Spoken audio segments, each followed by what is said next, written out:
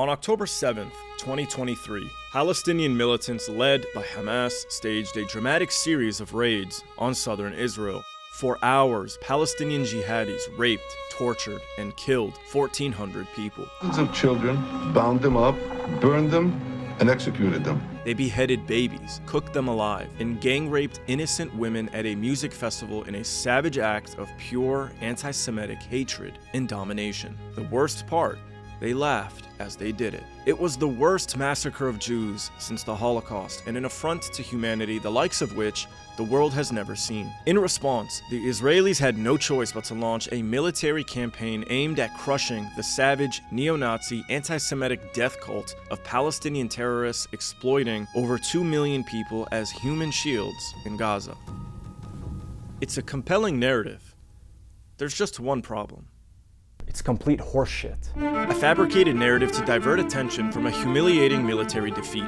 Israel was not content with the documented evidence of civilians being kidnapped or killed in some cases as they tried to escape. Instead, its international propaganda brigades went well beyond the established facts to convince the American public that an innocent Jewish state had just experienced a second Holocaust. They leveraged a network of media institutions and politicians to amplify and legitimize absurd propaganda to incite anger, fear, and hatred against the Palestinians in Gaza. These lies helped generate consent for Israel's bloody retribution, which by this point has killed up to 300,000 in Gaza. And Western media and politicians helped them get away with it. But there is a deeper psychological element to the atrocity propaganda, something just as disturbing as the genocide. Because these lies are in reality Israel's attempt to project its own crimes and societal ills onto its Palestinian victims. This video explores the psyche of Israeli society that produced such outrageous atrocity propaganda, the gaslighting of the world, the dehumanization of the Palestinians, and how ultimately their every accusation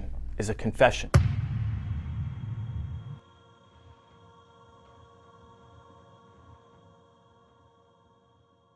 Now, whenever discussing October 7th, one thing that people often neglect to discuss is why it happened. Now, I could tell you myself, or I could just let you hear from the man who planned the operation, Yahya Sinwar.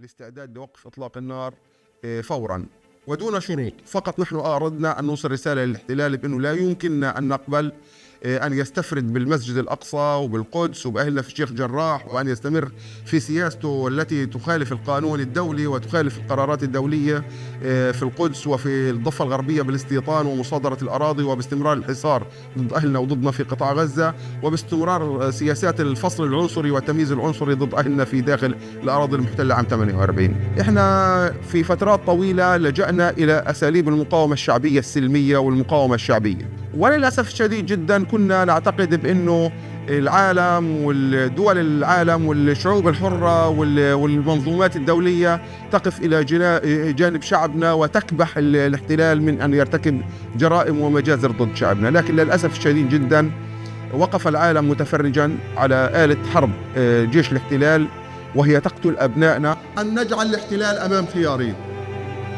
إما أن نرغم بتطبيق القانون الدولي واحترام القرارات الدولية، إما أن نرغم ونحن والعالم على هذه الأمور ونحقق إقامة دولة فلسطينية على الأراضي المحتلة عام 67 بما فيها القدس، أو أن نجعل هذا الاحتلال في حالة تناقض وتصادم مع الإرادة الدولية كلها ونعزله عزلا عنيفا شديدا وننهي حالة اندماجه في المنطقة وفي العالم كله، وحالة الانهيار التي حدثت في كل جبهات المقاومة وفي كل جبهات اللاءات التي كانت خلال السنوات الماضية. ماذا نستطيع أن نفعل؟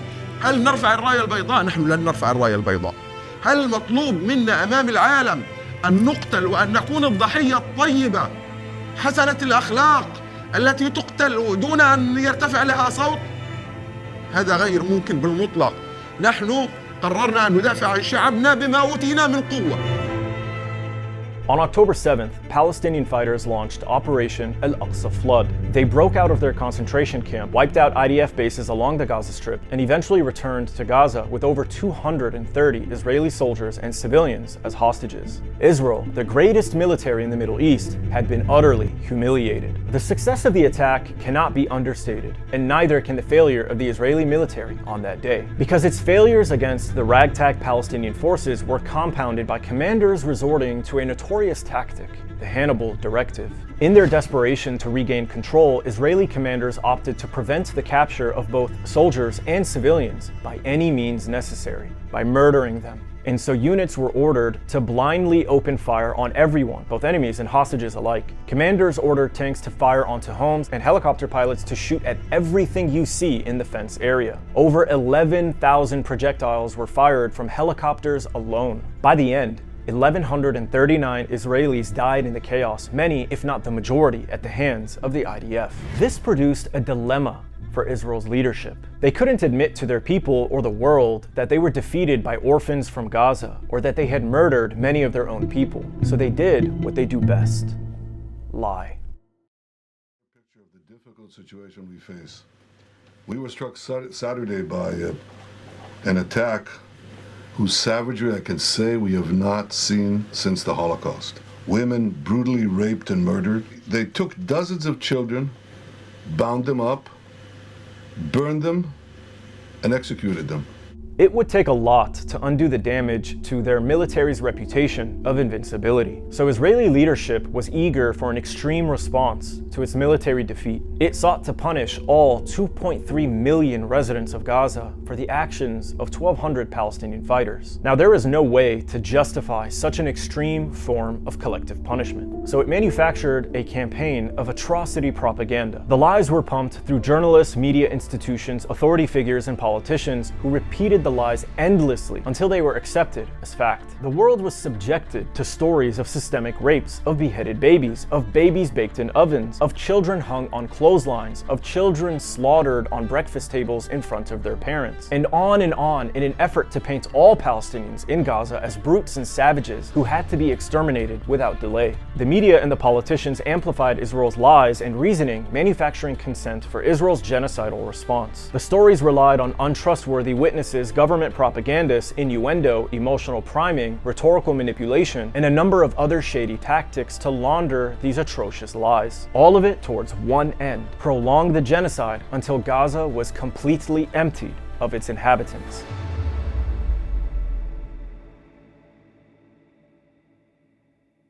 We've seen videos, countless videos, of them gang raping women and then blowing their head off while they chop off one of their breasts. We've seen these videos. No, you haven't seen it. Well, are you fucking crazy? Of course we've seen these videos. You haven't seen it.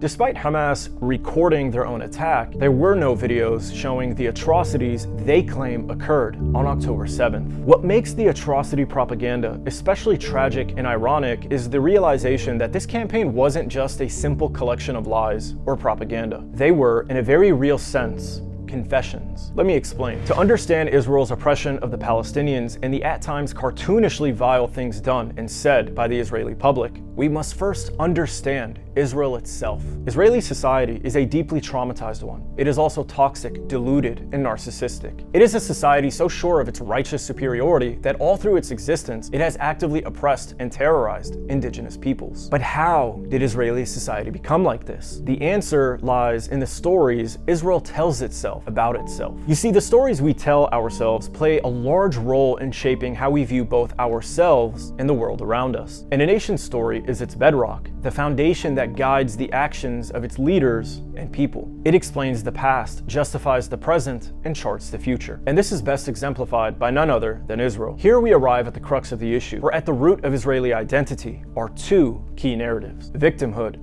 and supremacy. Because of the legacy of European Jewry's persecution, which culminated in the Holocaust, the Jews believe their experience is unique and the ultimate standard of suffering, thus beyond any comparison. Jews, because of their history, have common cause with the oppressed.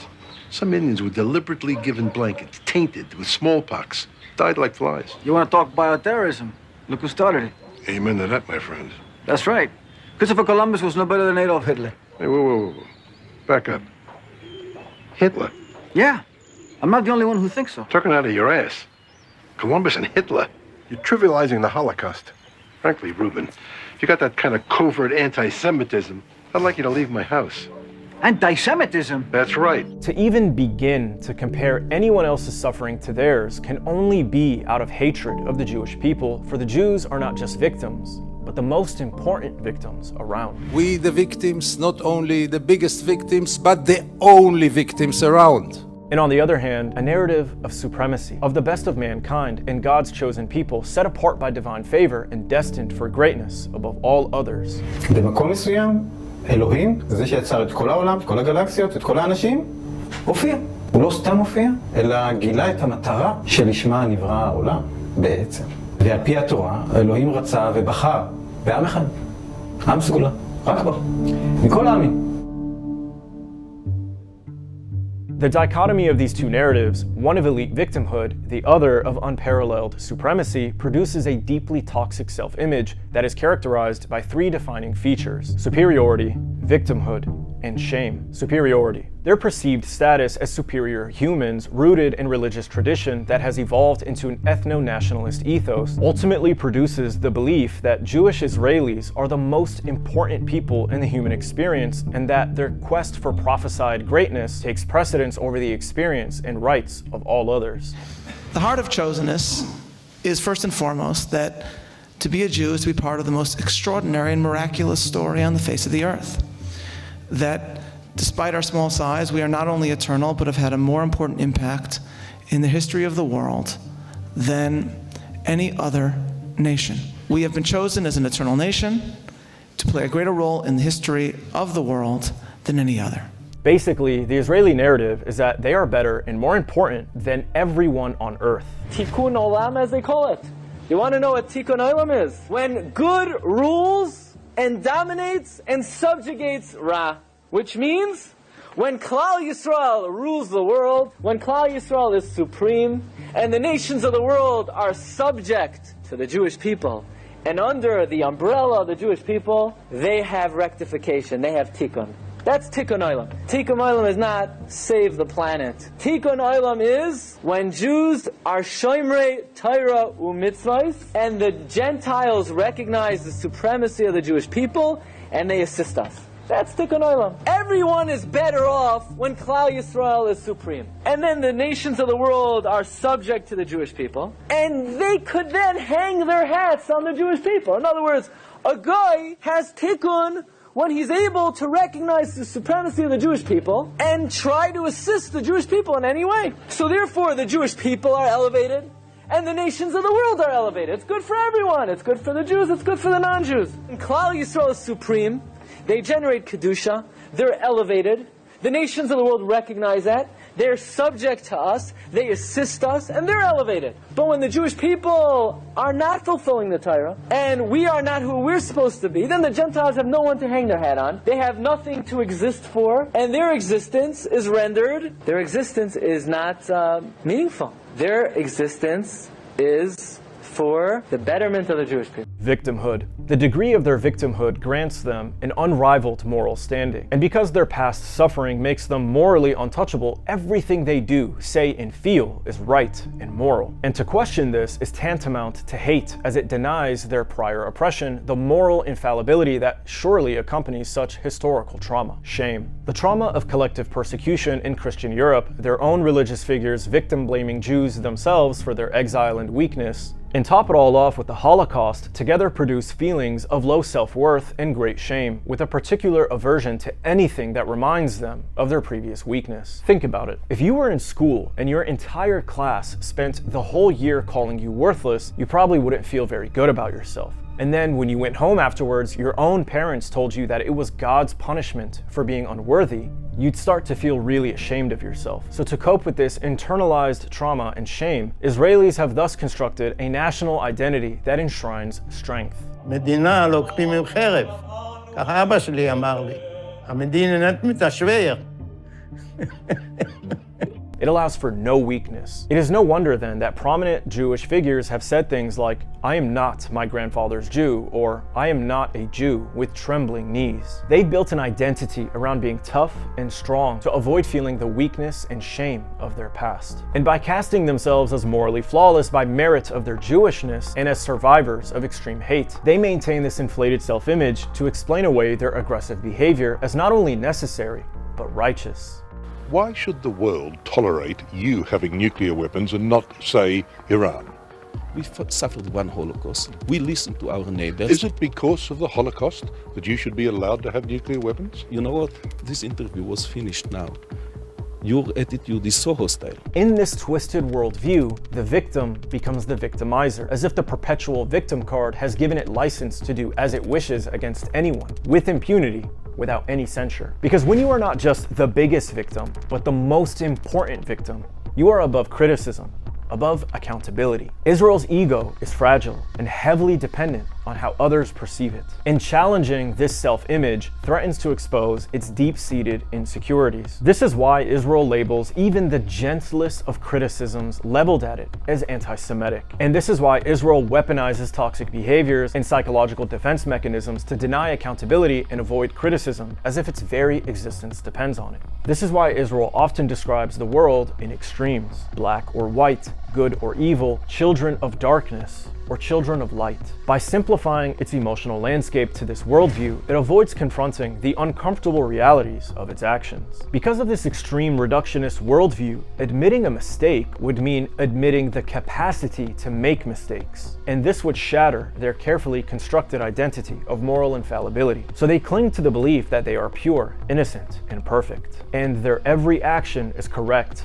moral, and righteous. The ends wholly justify the means, and if you don't agree, it's only because you are an anti-Semite and hate Israel's very existence. This is how and why Israel will claim, either through self-delusion or bold-faced lies, or a combination of the two, and in the face of overwhelming evidence and international condemnation, that its occupation of Palestine isn't real. The apartheid isn't real. The genocide isn't real. The famine isn't real. The Palestinian experience isn't real because Palestinians themselves aren't even real. After all, you can't be God's chosen if you're a genocidal, racist apartheid state actively colonizing, starving, raping, and murdering hundreds of thousands of people. Are you denying that people have died of starvation in Gaza? Are you denying that there was a famine, that famine is imminent now? Hamas stole it as well. They profited from it. In the rare event that Israel does acknowledge its actions, it will shift blame and declare that the Palestinians deserve it and are ultimately responsible for it. To quote Golda Meir, "We will never forgive the Arabs for forcing us to kill their children." Palestinians often find themselves being accused of the very behaviors Israelis showcase. Israel will do anything to protect its self-image, and psychologically projecting its own behaviors onto the Palestinians is how it accomplishes this. Projection in its malignant forms is a psychological defense mechanism in which the ego defends itself against disowned and highly negative parts of the self by denying their existence in itself and attributing them to others, causing untold interpersonal damage. In other words, projection of shame manifests in accusations that are, in reality,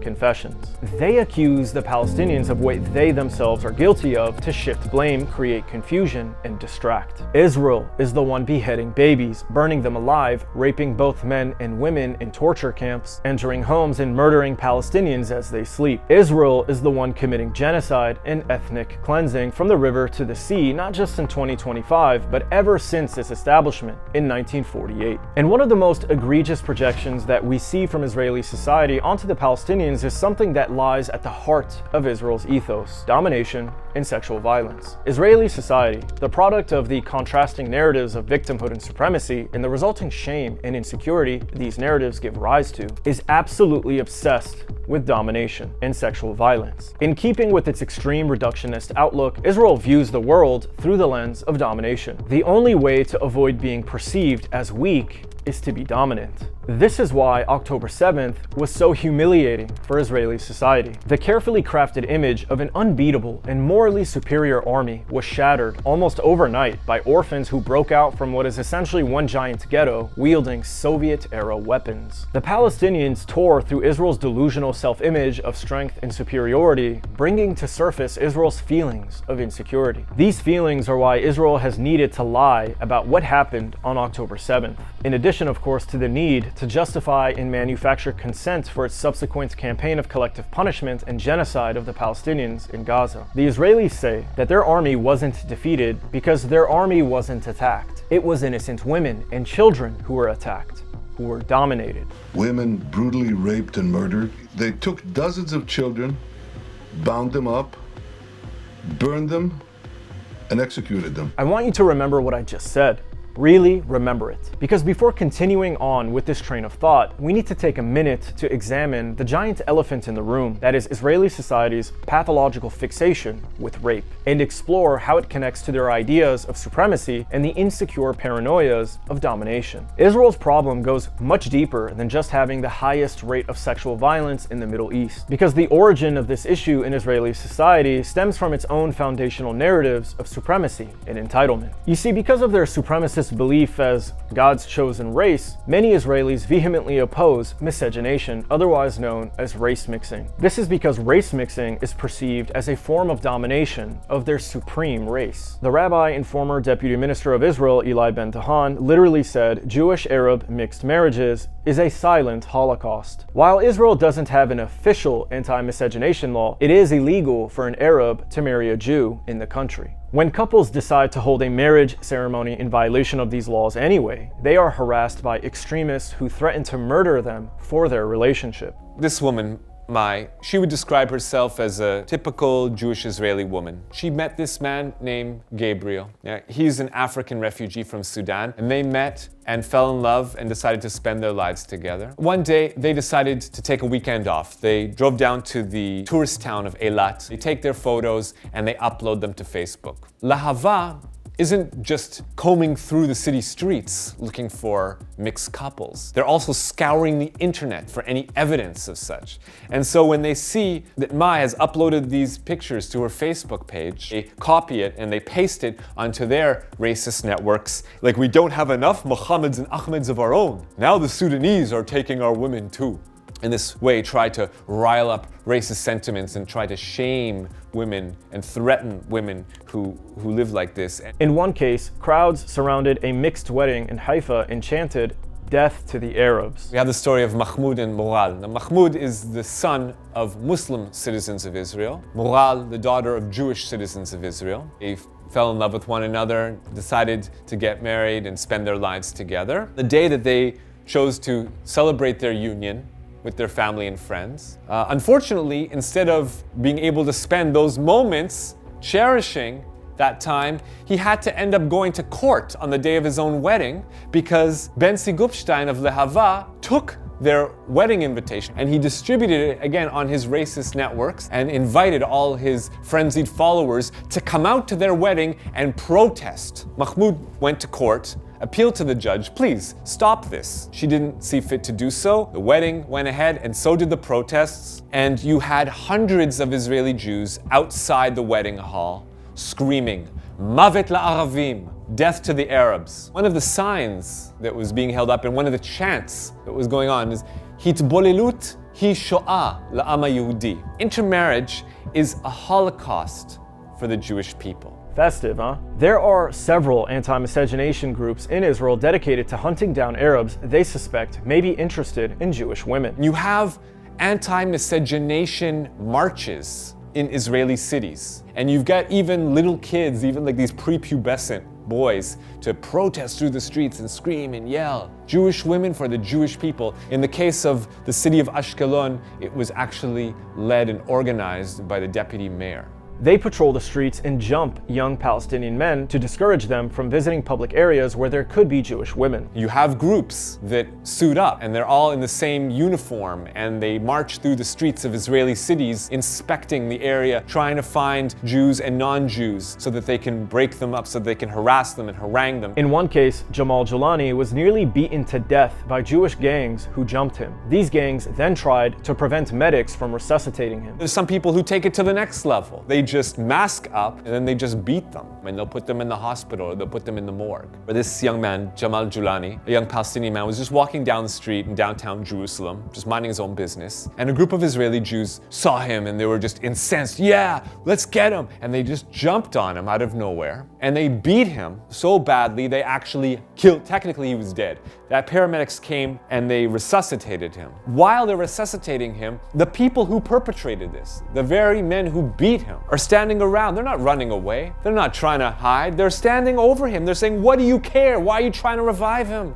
He's an Arab. They also didn't care when the police caught up to them and they said, yeah, straight up, we beat him because he's an Arab, because we don't want him potentially flirting with our women. Groups like this go beyond just harassing and physically assaulting Palestinians. They murder them as well. Mohammed Abu Khder, they beat him and they dragged him to a forest and they poured gasoline down his throat and they burnt him to death from the inside out. The youth guilty of carrying out this heinous crime had been motivated by rabbis and officials who made calls for genocidal violence just days prior. Speaking to a group of young Jewish Israeli men, he tells them, the Rebbe, the rabbi, who is here with us, expects us to commit acts of Phineas. Go out and do what Phineas did. The rabbi wants you to. And sure enough, the very next night, a group of Jewish Israeli men went out, kidnapped this young Palestinian boy outside his parents' home. Days later, when cops caught up with them and interrogated them and asked them, why did you do this? They said, we were inspired by the story of Phineas. Pinchas in the Torah, otherwise known as Phineas in the English language Old Testament, was a Jewish priest during the Exodus. He was so incensed by miscegenation that he took a sword and plunged it through the bodies of an interracial Jewish Midianite couple in the middle of their lovemaking. These groups claim him, say we are the sons of Phineas. We carry on this tradition proudly. These anti-miscegenist gangs are not new in Israeli society. Their existence predates the establishment of the State of Israel. This isn't a new invention, sad to say. You had groups like this, the Committee for the Protection of the Honor of Jewish Women, that were established by the rabbinate. They formed these groups and they would go around just like Lahava and they would find those women who on their own established authentic relationships with non-Jewish men, and they would harass them and they would threaten them,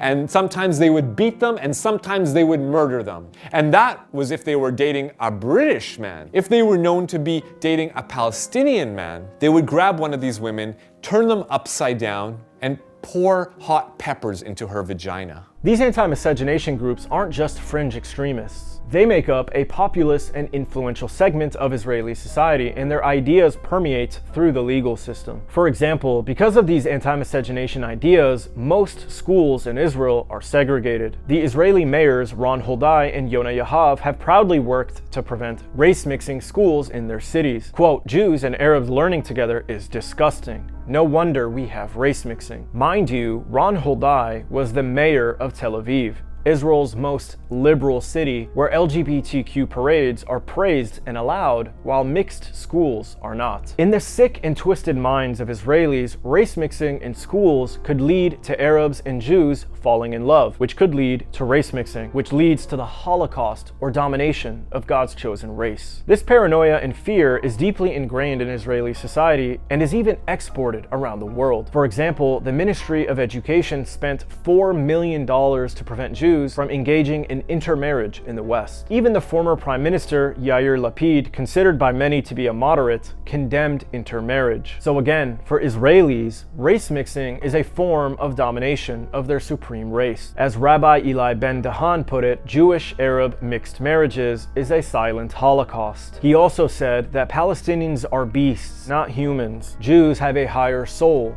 than a goy. So you can see how sexual violence and domination are intertwined intertwined and deeply embedded in the Israeli psyche. Perhaps this is why we see IDF soldiers taking photos in the lingerie of Palestinian women, because destroying their homes and killing them isn't enough. They need to sexually dominate them as well. Just take a look at this photo of an IDF soldier boasting about sniffing the socks of a 5-year-old girl in Gaza twice a day, every day, for 4 months. Now, whether he actually did this or not, merely joking about it on his own social media account reveals deep-seated insecurities and a sick obsession with sexual dominance. There are too many stories to count of Israelis raping Palestinians, from the British Mandate to the Nakba, to the modern day where IDF soldiers are literally on camera anally raping Palestinian prisoners to death in concentration camps. In one particularly vicious story from the Nakba, a Palestinian girl from Gaza was gang raped to death by Israeli soldiers. We only know about this because Israel's first Prime Minister, Ben-Gurion, personally documented it. According to Israeli historian Ilan Pappé, Ben-Gurion maintained a special section in his diary with the headline,